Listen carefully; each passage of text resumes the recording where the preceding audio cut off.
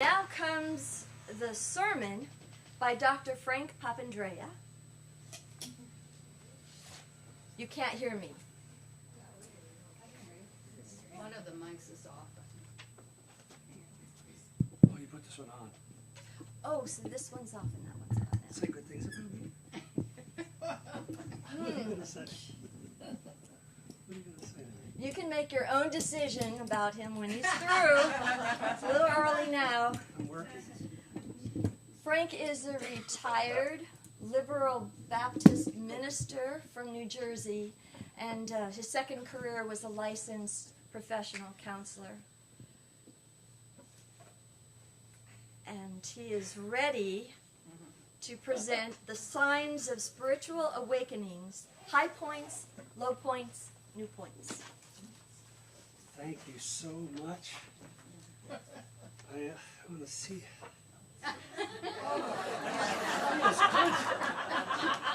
This is big. This is big.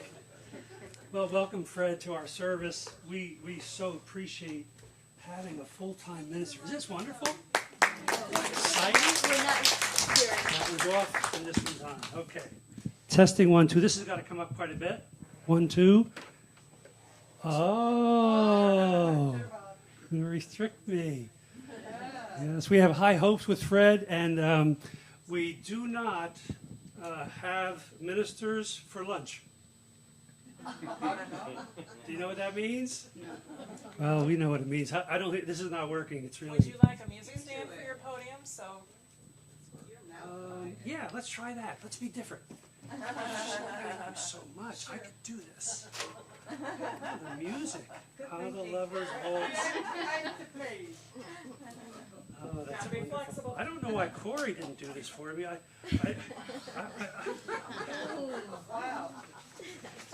don't know how many awakenings you've had in your life. I have had a lot of them. This is one right now. And but the fact of whoa, what a happy man. My first one was at age 5, and that's about the age when you begin to move the abstract and the concrete in a little way. And I decided to lose consciousness and not be able to walk again. That's exactly what happened to me. And so the doctors came, checked me out. Nothing wrong with me. And but that was the first phase of I don't want to do this. I remember it. And they thought I had polio. You know, remember those years? Couldn't walk. And my, I think I told the story to some of you that my great uncle, the oldest, said to me, "Here's $2 silver," and he put them on top of the TV, and he said, "You can have these, but you must walk to get them, and I don't care how. You can hold on to the wall, but don't you touch those things." And he was Italian. He used swear words. "Unless you do it." So, yeah, and it took a while, but I might have been 6 or 7. But anyway, that night I was sleeping on the couch, and I made my journey and got it and brought it in, and it was over. That's it. These Italian uncles have ideas, but it was an awakening. It really was a point where okay. And then the next one was like 12, and I can remember different things happening. I'm 13, and I was Catholic at the time, and I'd been through Catholic grammar school, but never really sensed the spiritual. I liked it. We had all the imagery and what that's about. I could never figure it out. So I rejected religion and went into yoga and a little mysticism and pot. Well, we're in the 60s, please. And but there are awakenings as you go through life and you meet people or somebody brings you up a notch and friends. They're actually your own high points where you grow, but then there are high points where you help another to grow. And you see it. If you give an insight to someone and they kind of pass it by, but if you give one to someone and they go, oh, like that, and they just had an awakening. So now you're participating not only in your different high points in life, but you're saying, this is so good, I want someone else to have it. And I think that's what we're about. The difficulty is we have the low points. And I remember as a young fella, I think I was a freshman. And I just came up with this idea of graphing my own happiness.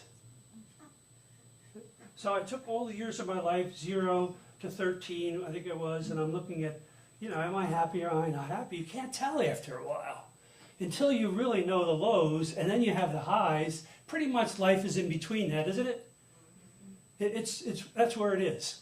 And everybody's going through at different levels all at the same time, and now we're going to intercept each other and hopefully share our high points. Because the high points are not very loud if the low points are louder. And that's pretty simple, really. This is a reading that spoke to me this week. And it was September 1st. Here we go. The destruction or healing of the world hinges on which way this thought unfolds. Whether we pull things apart or put things together makes all the difference, indeed. The instruction, and there was a reading above that I'm not going to read to you, explains this. An example, it took two very different explorers to shape the world that we know today. One was Columbus, discovering, and then there was Carl Jung, discovering. While Columbus crossed the ocean with the intent of breaking things down and retrieving whatever treasures he could find, Jung crossed an interior ocean with the intent of putting together whatever he might find to take treasures of what he already had. We must ask what made one an explorer who set foot on a continent he'd never seen before, and he proclaimed, "That is mine." And what made the other bow in utter humility and say, "I belong to this"? These are just two different views. It is a little bit like, I would call it, there's greed capitalism, and then there's different socialism forms, and there's all the variations in between, and we have to find our way. Everybody, your way is different than my way. It took me a while to find a woman who loves Italian food. The smell of garlic is in our house. Of course, I married a Czechoslovakian. She really only liked garlic in certain things. For some reason, we never got along. I should have understood. We're friends today, but the fact is, our world is really shaped by people who have been awakened.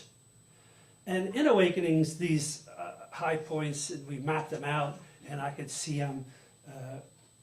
I'm in the military, and I'm trying to find, the God stuff or not. Or I got to my 20s, and I didn't really like it. And then I went through awakening. I just opened up to whoever would come into my life. And one was a man who was teaching, let me think, it's Meher Baba. How many of you have heard of him? Meher Baba, 1960, a few of you have. And he was a famous avatar, and he decided not to talk. So he spent the last 30 years of his life not talking, because everything has been said that has been said, and read my books. So which I did. I read all the books. He loved this color of blue, so I had that up in a frame. And I was really, but he was ugly as anything. He really was. He was just not long hair. It looked like he hadn't washed, but he had. But anyway, a friend of mine came in and said, "What in the world is that?" And so I tried to explain to her my journey and that, she was an ultra-right Christian. And we were trying to maneuver all that. And I'm only in my 20 years old, but I had an awakening at that point of this relationship, a friend, and we discussed this over and over, the concept of God and Bible and religion and non and atheism and all the different factors in our 20s. Well, it was a little pot involved, but still, as we discuss, and all of a sudden another person comes in, another person, and all of a sudden you're kind of unfolding, you're beginning to find out what you are about. Because it's not about what out there you retrieve in your journey, it's about where you are and staying at that place where you are okay with changing. this map of high points is about different changes we make. They're up and down, and I guess I put it like this. There are certain people in this audience whose thinking, and you learn this at a very early age, is here's a midpoint, and I will go 25% over this way and 25% over that way, and that's it. That's the way I live. It's a very simple life, by the way. And then there are those of us with this problem. And here's a midpoint, and 100 over this side and 100 over that side. And I may be a long time on this side and change the midpoint. And when you do that, you really are in trouble because you don't know where you're at anymore. And life is like that. You can't, so I know where I'm at now. Well, it's not about exactly now. It's a bit of the past points that you mapped out about highlights that you had in your life. You have them all here. And we also have, if you put on the graph, all those different high points. And then you put in the green color, that's red. And the green color, the low points. And you put them in. It's just like that middle point left and right of where you're at. And you say, wait a minute, I like this idea of limiting, but I just might want to explore. And that's okay, that's safe. But it's not safe when you explore and you get over there and you stay there and change the midpoint again. Now, this is just philosophical. I know it's hard to understand, but just let it flow a little bit. Because we have to not only map the high points, but forgive the low points. I have low points that you kind of wish you could erase, and yet they're there. And low points with others. I have no problem with me. I really don't. I'm okay. But it's the you're okay side being brought up in a family tree that is so very complex. Oh my gosh, I was talking to my youngest sister and she was telling me stories about her world because she was 7 years younger with a sister 5 years younger than her, and we 5 were a year apart, but we're in a different family tree. We 5 are different from these 2. And as she explained her world, she said, you know, Mommy stopped. She was done. I had to take care. I had to do all this. And she was whining and complaining, but she's adorable. And so as we go through the low points of things we said and did, and, I said things to my older brother that were just really, they're intellectually horrible. You get to this age, you're 20, so I'm just going to tell people off. I'm just going to tell them what I think. And so I started doing that and lost a few friends. And of course, then I got into, the Christian thing, and that you can go over the side on that one, which I did for a while. And you got a hammer that really works great. You know the feeling of putting a nail right into a 2x4? If you like to work with your hands, you know that's a wonderful feeling. So the idea of you're going to help someone in conversion to bring them to that place, which was, it's enjoyable, but it's a little bit pushy, and it's questionable that you're going to drag somebody into another kingdom. And this is the hardest part even about being a minister, is that generally it takes about 5 years, and you know where everybody is. You know where they are spiritually, mentally, emotionally, physically. That's what the minister does. He's really, and now you can't judge anybody. But they're going to judge you. This is a problem. This is a problem. And you have to not see it in their eyes. And then they're the ones who oppose you because their low points are accumulated and they're living them every day. You will live the loudest points of your life. There is a place that you enter where your high points are so much more overpowering of the low points. So, well, what is a low point?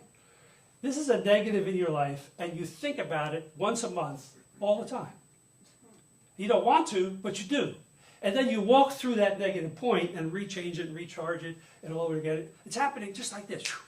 And then the next month it happens again. And the next month it happens again. It just keeps happening. It means go there. Go to that place and reshift all the information into a win-win where you say, I accept that and I move forward from that. And all of a sudden the low points, they kind of get out of the way. So I was on this journey of discovery and growing, and I read a book about clearing the air and making your life free, a little bit overboard. But I had one guilty feeling, and I could not get rid of it, couldn't shake it, just once a year. But when I was working for the Morris County Park Commission in New Jersey, and they had all this stuff, this attic. I was in an old building. I was their landscape designer. That's another previous life. And they had this stuff up there in the beams. It was old, so I took an old magazine. Nobody's using it. My office was up there. And I was discovering, you open the closet, the building is 200 years old, 3 stories. And so I just say, I'm going to use it. And I saw this wonderful handmade blanket that I liked. And I washed it and washed it. And I don't normally steal. You know, and so they're going to throw it out. They're going to clear the attic. They're telling me everything has to go. So in a sense, I took it. And you really shouldn't take things. And for 10 years, I thought about that at least once a year. And I said, I got to get rid of this stuff. So 10 years later, I mailed it back and said, I know you're not going to think, you're going to think this is stupid, but listen, this happened to me years ago, and I want to place it back into your historic files, whatever. And he wrote me a wonderful letter saying how much he believes in, he didn't really believe as strongly in the nature of man. He was an intellectual. And all of a sudden, when you get rid of these things, these ball chains, you could have had a mate previously who really was not the right person for you, sort of. And you just have these stories you make up. I had church members, listen, I have a dream, and I'm in this dream. In the middle of the dream, it's one of my board members who left so miserably. And I was wrestling him down the church steps as we're fighting, and I'm punching him, and I'm going into all this crazy stuff. It's a dream. It's a dream. Stay with me. So it bothered me. I hated this guy. Had to face it. You know, you can't hate anybody. If somebody's put in front of you, there's a reason. You have to let it go. And so what I did was I went to him and his wife, and they left the church so miserably and caused so much damage. It took me a year to go back and say, look, I was overbearing, and I apologize for my behavior. You know, I hope you'll find a place at some point to forgive me. Now, the only reason I did this is I went into a restaurant the month earlier, and the guy was there. You ever meet somebody that hates you? It's not a good feeling. And I looked at him, and I hated him back. We didn't talk to each other, walk by each other. And, you know, there's a reason we're put in these situations. So map the high points and get rid of the lows. Those, today, they do not exist except what your mind does with it. You have to let it go. A child that was difficult, you know, a parent, a relative, people that stole. Oh, got that. And forgiving. But the last thing I want to share with you, and I'm going to pull some things together, is creating new points. You can't stop. You just can't end this effort of being a part of living. We must be watchful. This is the second part that I didn't read.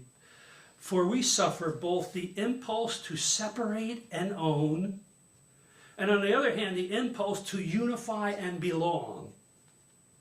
As our eyes shut and open repeatedly, we as builders take things apart, and we like to put them back together repeatedly. Yet as wakefulness depends on keeping the eyes open, healing depends on keeping the things joined. In love, in friendship, one more sentence, in seeking to learn to grow, in trying to understand ourselves, how often do we say, remove the wings of the thing before it ever has a chance to free us? You request the removal of the wings from the thing that has a chance to rescue us. Now that's abstract, I know. I don't know why I like these things, but I grow. I just feel, yeah, I got that. I feel present with it. There are new heights. You know, they call this in psychology authenticity. That you are what you are every day. And it's a great freeing feeling to be you and to be comfortable enough to say, that whatever power, and this is where I think religion or spirituality or how you see the universe comes into seeing a universal way of connectivity of everything. But on the other hand, your independence and your place on this earth with a purpose to continue. And the first purpose we have is enjoy every single day. If only there were fewer people on the road. Can't they go to New Jersey and find out, like, you're on the right-hand side in the slow lane? They're very strict about that. And here, you're just waiting behind everybody and trying to figure out, and everybody slows down. It's a different style. We have aggressive driving, I guess. Wouldn't you say, Glory? Yeah. You do. It's a sad situation. I'll talk to you later. Creating new points, new places where you say, you know, I'm willing to change. I have to change. Sometimes I do word studies, and I was taking two words, incorrigible and encourageable, a play on words. That there are people that you could spend your life with, and they will be discouraged and get high off of your efforts. You could only bring them to the point where they want to go and stop there. You don't have to keep going. You want to get them up another notch, and then you're up here, and you're way up here, and they're just enjoying it, but they're not changing. Codependent. So an encourageable person is somebody who's smiling, and they don't share all their problems and difficulties. Now, as a minister, I remember I always would call my seniors and say, honey, how are you feeling today? I want them to talk. I want to know the whole thing. They really need to share, and that's seniors that are ill at home. They lose the control of their life.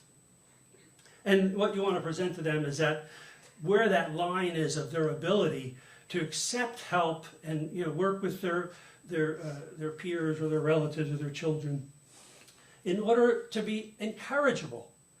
And when older people are just always discouraged, like my grandfather Demetrio. His wife died, was very young. He was in his 50s. She was in her mid-50s. He was a little younger. And she passed away, and he was the most miserable person. Oh, mourning, just, oh, I'm going to die. Depressed. And oh, it was so hard for all of us to deal with that. He was not encourageable. Now, if they had medicine back in those days, I'm sure it would be totally different. So I love my grandfather, Demetrio, my middle name. And incorrigible is someone who's incapable of being corrected.